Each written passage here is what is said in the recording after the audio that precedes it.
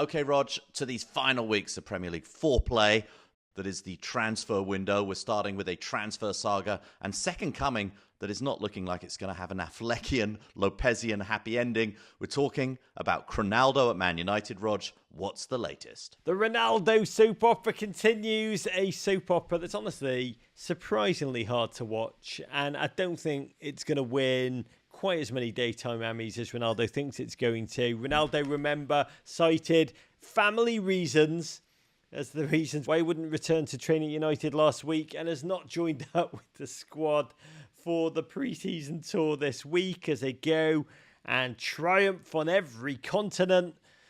He's had to live with Chelsea publicly ending their interest. Todd Boehly's people briefing the press that he, quote, doesn't want individuals who steal a spotlight in his team. PSG have distanced themselves too.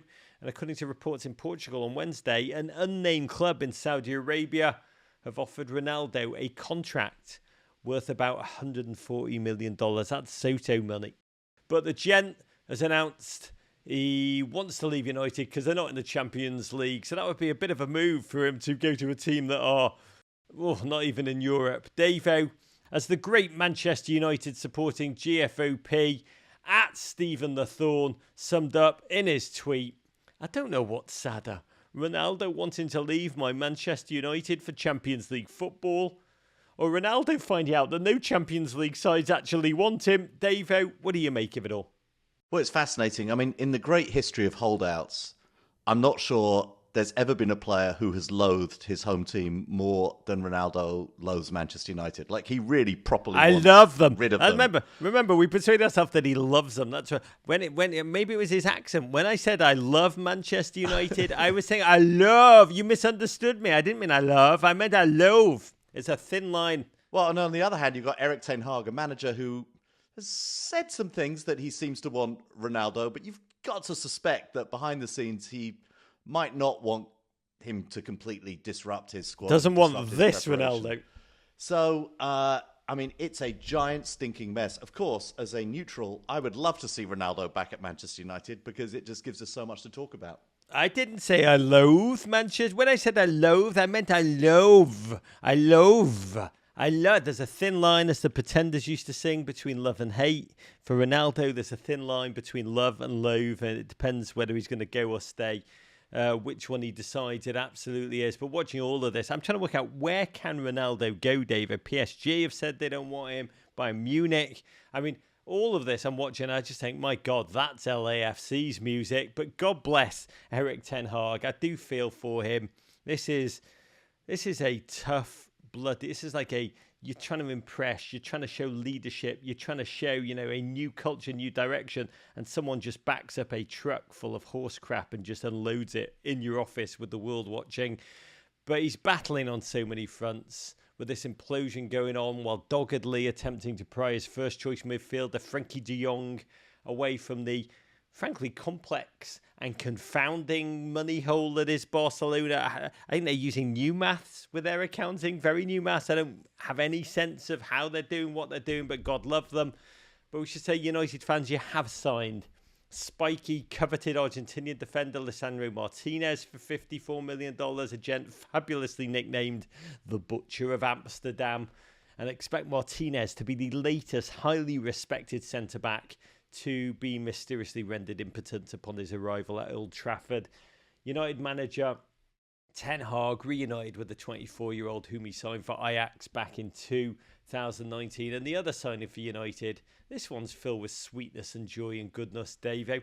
Christian Eriksen arriving at Old Trafford. The journalist Miguel Delaney joked maybe United should just, go and buy Ajax. What do you make of that? I think it's a wild one.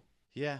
It's pretty wild. I mean, I always feel every year we say this about preseason, right? Is that every team seems to be woefully unprepared at the beginning of the season. It takes them 3 to 4 games to get ready.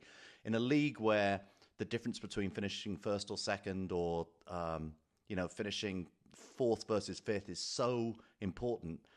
Just the amount, it just feels like this year, the amount that these teams, certainly not Liverpool, not Man City, not Arsenal have done their business early, not Tottenham, but you look at Man United and you look at Chelsea, I'd have to say, and, certainly other teams sort of, up and down the league, and they are woefully late in their preparation.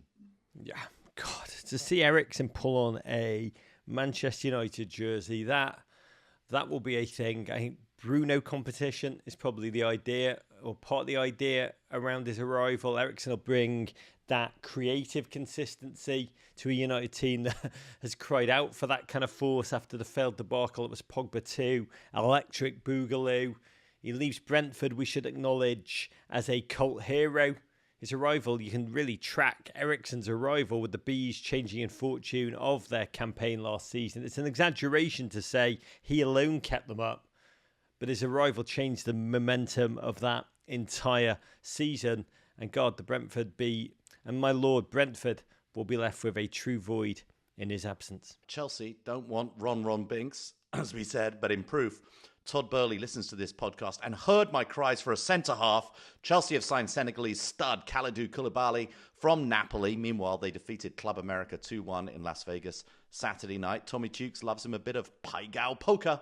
Oh, Mason Mount arced a phenomenal 82nd minute shot to top Club America.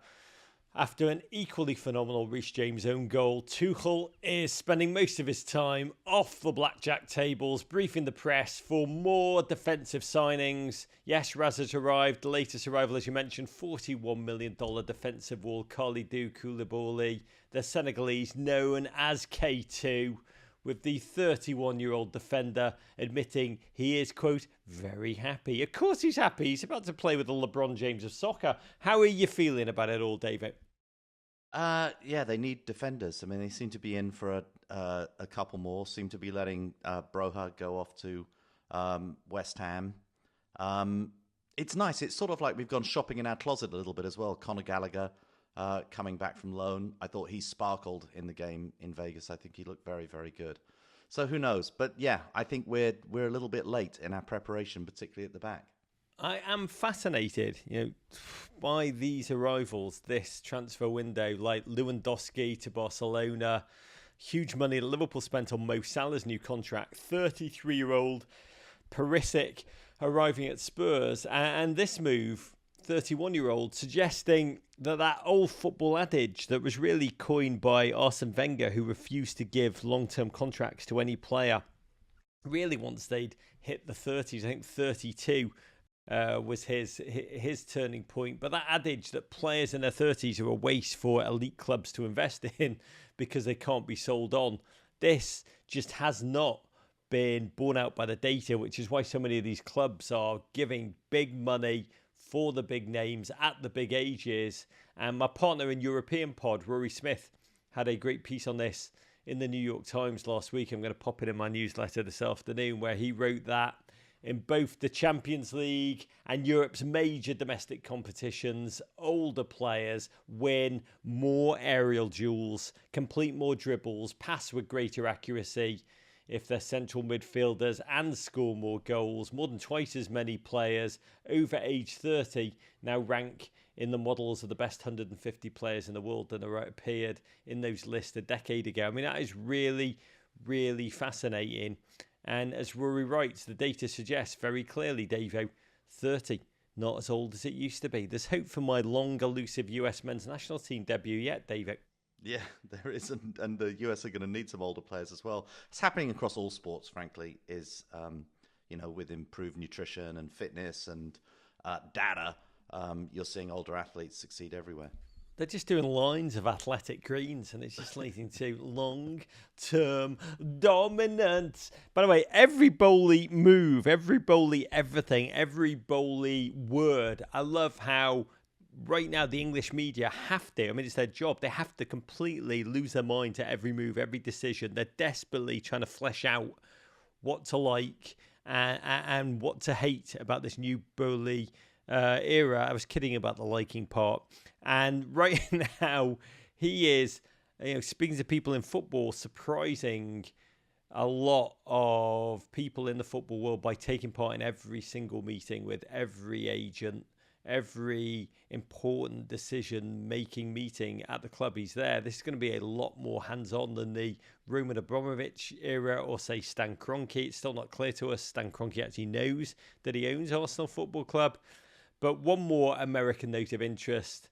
Congratulations, Davo. Chelsea have appointed an American, Tom Glick, as the club's new president of business. Doing business, that's what he is. The president of doing business, following the departures of Granovskaya, Peter Buck and Peter Cech. I know Tom from his days in the City Football Group. He worked at NYCFC around its founding, was previously Manchester City's chief commercial and operating officer, also chief executive of Derby County in the 2000s, and then president of the slightly effed up David Tepper muddled Carolina Panthers until February of this year. Your club, Davo, it is getting more and more American by the day. How long until Christian Pulisic's dad gets a front office job? Yeah, we see. Well, does he not have a front office job already? How can he not? Get on it, Boehly. We'll see. Get on Twitter. Yeah, there's a lot of briefing of the press going on, what I hear, Rog. There's just like... people are not accustomed to this full-on briefing of the press from the Chelsea front office. Anyway, but by the way, do you think Boehly's had any embarrassing like workplace mishaps where he's been like in the owner's office and he's just turned around to his staff and said, "What does this button do?" and he pushes it by accident, and it's it's the one for Shark Tanks and staff executions. Yeah, and staff just like, "No, not that button. Yeah, not that button. It opens up the shark-infested waters beneath Cobham, beneath the reserve team ground." Yeah. Yes, and Boehly's like, "What about this button?" And like, "Oh, we'll keep this one. That's for the acid bath." Okay, now, Rog, to a team you got to see in person Saturday night, Arsenal Football Club, who have a lot to be optimistic about this off-season, including the potential of another sky blue signing.